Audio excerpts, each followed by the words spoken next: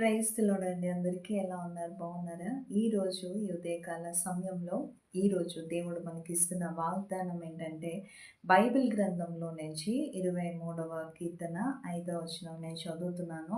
మీ దగ్గర కూడా బైబిల్ ఉంటే ఓపెన్ చేసి నాతో పాటు వాక్యాన్ని ధ్యానించండి. మనందరం కలిసి వాక్యము ధ్యానిస్తాం. చదువుతున్నాను. నా శత్రువుల ఎదుట నీవు నాకు భోజనము సిద్ధపరచుదువు. నూనెతో నా తల అంటి ఉన్నావు. నా గిన్నె నిండి పొర్లుచున్నది.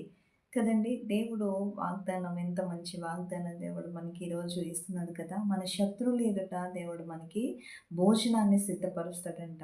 శత్రువులు ఎవరికి లేరండి? ప్రతి చోట శత్రువులు అందరికీ ఉంటారు కదండి! నాకుంటారు, మీకుంటారు. ప్రతి ఒక్కరికి శత్రువులు ఉంటూనే ఉంటారు.